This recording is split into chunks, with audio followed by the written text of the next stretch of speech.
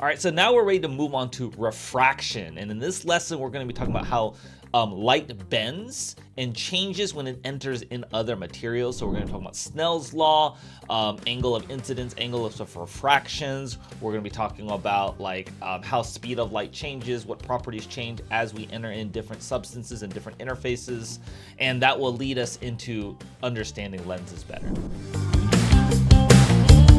All right, so now we're going to dig into refraction. So refraction is when light passes through a material and it bends. It can reflect, but it will also bend. And so when it passes through into a different medium, this could be traveling into water, most common, into glass or anything like that. A few things happen, and I want to just recognize all those things. One, the speed of light will change. Speed of light is slower in materials compared to like air or vacuum. Light goes the fastest inside of a vacuum or air because there's not that much stuff, but speed of light will change when it enters water. It has a different speed, okay? The frequency of light doesn't change. You might be asking, what does that mean? And so the wavelength will change. We covered this more in Unit 14. Honestly, I prefer if you would understand waves before. I used to teach waves initially, but just based on the way AP Physics 2 College Board orders it, we'll have to revisit this a lot more in Unit 14 when we get to there. But basically, if you're watching this and you've already done waves, frequency of the light doesn't change, but the wavelength will change, but the frequency itself doesn't. Light will bend according to Snell's law, which we're going to talk about later here. And light will reflect at the same angle relative to the normal. So this part doesn't change. Okay, so the refracted beam will be different. So let's take a look at what the refraction is. So Snell's law says when light moves slower or changes speed in a medium, right? And that's called a higher index of refraction. Then light will bend more towards the normal. So if light has to slow down, then when the light enters a material, it will bend more towards the normal vector. When it moves in a faster medium, so light is speeding up. So let's say light is leaving the water and entering the air, then the light will bend away from the normal direction. Okay, so what we call here is the index of refraction. It is the ratio for how much slower light travels in a medium here. C is equal to is speed of light in a vacuum.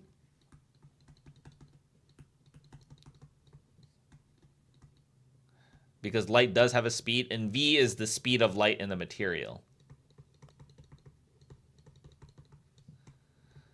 Now, that means N has to be greater than or equal to 1. Right? Basically, if we're in a vacuum, then N is equal to 1. Air is also equal to 1, so N is equal to 1 for vacuum or air.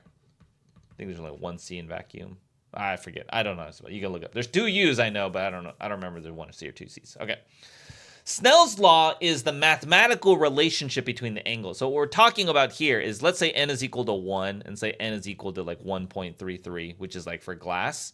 So when light comes in, right, like at an angle here, we talk about, just like we did for reflection, we talked about like there's this normal line here. And so this is the angle of incidence.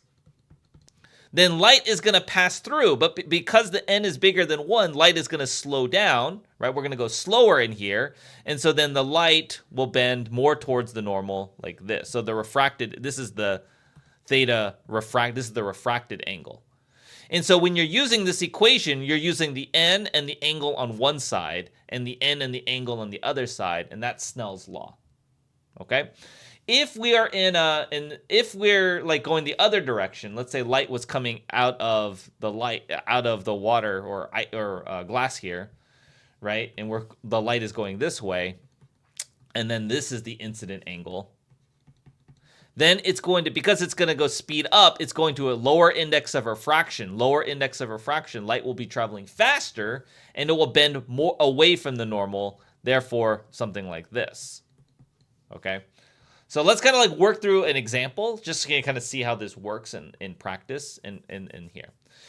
All right, let's look at this example here. So we have a light ray that's going to enter a block of plastic and travel along the path shown. By considering the behavior of the ray at point P, determine the speed of light in the plastic. Okay, so remember when we do Snell's law and we're refracting, we always got to draw the normal vector, and all the angles have to be with respect to that. So this angle is 53 degrees. This angle here is 37 degrees. Why? Because they add to 90 degrees. 53 plus 37 is 90 degrees. This is a right angle here. This is a right angle.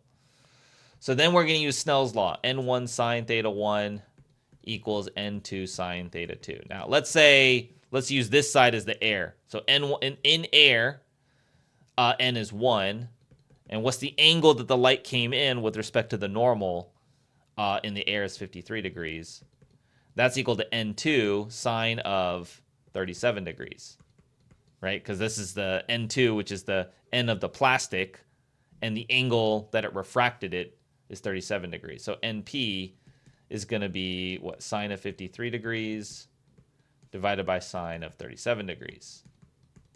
Okay, so let's do that. What's sine of 53 divided by sine of 37? 1.33. Okay, now that's equal to the speed of light in vacuum divided by the speed of light that is actually traveling at. That's what the index of refraction means, right? So then the speed that it's going is going to be c divided by 1.33. Speed of light in a vacuum is 3 times 10 to the 8 meters per second divided by 1.33. And so you're going to do 3 divided by 1.33. You're going to get 2.25 or 2.26 times 10 to the 8 meters per second. Okay. Now, what will happen to the light ray when it reaches point Q? Using the diagram to illustrate conclusion. So again, look at the normal vector. And we want to think about the angle here. It's going to refract. So this angle here with respect to the ear is 53 degrees. And we want to know, because we're going back into the air, we're going to be traveling faster, speeding up. So we're going to bend away from the normal. Okay, so we're going to have that, and we're going to bend more like this, away from the normal. It's going to have a greater angle. We can calculate what that angle is going to be, right? Because again, you can use this equation here. So it's going to be 1 times sine. Now we want to know what this angle here, the theta in the air, is going to be the 1.33 sine of 53 degrees, right? So this is 1.33 times sine of 53 degrees. I get 1.06. Now, here's the interesting thing. Sine can't be bigger than 1. If you try to do a sine inverse, it's going to be like you're going to get an error because sine can't actually be greater than 1. So what's going to happen here is it's actually not going to refract, and it's going to lead us to the second part of the lesson. Actually not going to refract is not going to enter. It's going to go like this. It's going to stay within the object. And so what do we call that? That leads us to total internal reflection. Because we're bending away from the normal, total internal reflection occurs when the refracted angle ends up being greater than 90 degrees. Thus, no light actually exits the side and all the light will remain. So what can happen is, because think about it this way, right? So if this is, if we're going, let's say this is air down here and this is water. What can end up happening is you can have the light come in like this, but then it's going to bend further away from the normal. But if I keep bending it more and more, if I drew the light wave like this, then eventually it's just going to bend like completely like this at some angle. We call that the critical angle. There's a critical angle, in which case it's not going to enter the air anymore, and it's going to just reflect in here. So that doesn't mean all the light stays trapped in here. It just means that there's a specific angle in which the light will not actually travel into the air. And we call that, and so if you go steeper than that, then the light actually never refracts out into the air. It only just continues to bend back into the material. Okay, so let's look at an example of kind of how that works here. Oh, there's a formula for the total internal reflection. Let me see if it's given on the equation sheet. Okay, it's not given on the equation sheet, so we'll just derive it. But basically, the critical angle is when the refracted angle is 90 degrees. So you end up getting sine, n1 sine of theta c is equal to n2 sine of 90 degrees, like that, because the refracted angle will be 90 degrees. So let's go through an example here. We have a light of frequency here. We're not going to worry about that. That's kind of more of a unit 14. Strikes a boundary at angle theta 1. And it's partially refracted, the boundary shown. Okay, the index of refraction is 1.6 for light of this frequency. Determine the value of theta 3. This is the reflected angle. So this one is reflected. So the light has two rays that get generated when it hits here. It has a refracted angle and a reflected angle. We know theta 3 is going to equal theta 1, which is 30 degrees, because this is a reflected ray. So reflected rays always have the same angle there. Now, in terms of the refracted ray, that's where we're going to use Snell's law. So we're going to say n1 sine theta 1, just write down the equation, n2 sine theta 2. So let's look at the glass area. So it's going to be 1.6 sine of theta 1 here. theta 1 is going to be 30 degrees, is equal to N2, which is the air, times sine of theta 2 here. So then we're going to say, so sine of 30 degrees is, well, let's just do 1.6 sine of 30 degrees. You get 0.8 is equal to sine of theta 2. So theta 2 is equal to sine inverse of 0.8.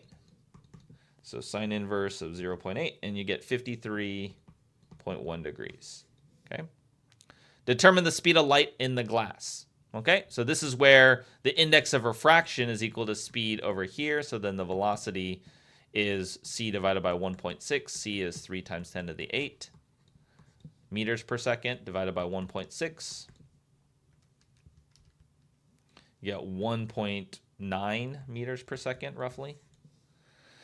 Okay, what is the largest value of theta 1 that will result in a refracted ray? So the only way you can refract a ray, okay, so here is like if we make the angle too big, then the refracted ray is going to be 90 degrees, right? So then you're going to say 1.6 sine of that critical thing is going to be the air times sine of 90 degrees. Sine of 90 degrees is just 1. So then sine of that critical angle is 1 divided by 1.6, and you just do inverse sine of 1 divided by 1.6. And I get 38.7 degrees. So any angle bigger than that, then then is no longer going to refract into the air. Okay. All right, let's take a look at this example. So we have a triangular prism shown has an index of refraction of 1.5, angle is 37 degrees, 53 degrees, that's down here, and this is 90 degrees. The shortest side of the prism is on a horizontal table. Beam of light initially horizontal is incident on the prism on the left. Sketch the path of the beam as it passes through and emerges from the prism. So when it happens perpendicular, if you look at Snell's law, like it's still going to be, it's not going to refract at all because the incident angle is going to be like 0 degrees, right? So when you do n1 sine theta 1 plus is equal to n2 sine of theta 2, if the incident angle is 0 degrees, sine of 0 is just 0. So then the theta 2 also has to be 0 because the inverse sine of 0 is just 0. So when it comes in, it's just going to continue on straightward. So it's not going to bend at all when it passes through perpendicular to the surface here. However, here we got to look at the perpendicular to the surface at this point, right? Right? Because now it's not going in perpendicular to the surface, right? Don't look at it as just horizontal, like it doesn't bend. It's like we got to look at the normal portion of that part here. So we got to think about what this angle here is with respect to the normal, because this normal is 90 degrees right here. So this angle is a little bit tricky to do some of these angles. So we'll kind of like spell it out here. Because a little bit of geometry. So this angle here is also 53 degrees because alternate interior angles. And then all of this adds to 180.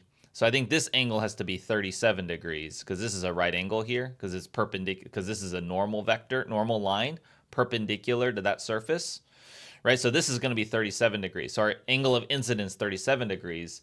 And we want to know which way we're going to bend. So we're going to use here, inside here, we're at 1.5. Sine of 37 degrees is equal to index of refraction. I think this is air. So it's 1 times sine theta 2.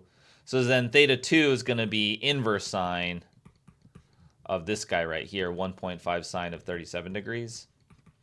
So let's look at what that angle is going to be. But it's going to bend away from the normal. So it's definitely going to be a larger angle. We just need to figure out what that number is going to be. That's going to be 64.5 degrees. So it's going to bend away from the normal. So again, this is the normal. And rather than it being like exactly 37 degrees, like this is the normal. So it's going to bend more away from the normal. So let me erase this. So it's going to bend away from the normal, where now this angle here is going to be 64.5 degrees. Okay, so that's going to be what's going to happen there. Determine the angle with respect to the horizontal of the beam as it emerges. So this is 64.5 degrees. That's not with respect to the horizontal. That's with respect to the normal there, right? And so we want to know what this angle is going to be. Well, we know this angle here, the vertical angle is 37 degrees. So this angle here has to be this minus 37 because they got to add to that 64.5. So 64.5 minus 37 is going to be 27.5 degrees. Okay, so that's B. The prism is replaced by a new prism of the same shape, which is set in the same position. The beam experiences a total internal reflection of the right surface of the prism. What is the minimum possible index of refraction of this prism? Okay, so we want the internal refraction. That means we want it to bend at least 90 degrees, right? So we're going to say the 1.5 sine of 37 degrees is going to be the index of refraction. Actually, sorry, it's the end of this material because we're entering air. So the end of the material, because we're saying it's not plastic anymore, it's a different material, is 1 times sine, and we want it to be at 90 degrees, right? So n is going to be, this is going to be just 1 divided by sine of 37 degrees. And that's going to be 1.66, like that. If you found this video helpful, come check out our school community. It's got an amazing bunch of features. It's got extra videos, corrected videos, better than the ones that I have errors on YouTube. It's got multiple choice free response questions. I hold live Q&A sessions and go through more problems and and I answer students' questions, help with schoolwork, all kinds of things. If you want to check it out, look in the description below or check out the website and find us in the school community. You get a 7-day free trial to give it a shot, just to check it out, see what it's like, come join some calls, and honestly, come learn AP Physics 1 even faster with us.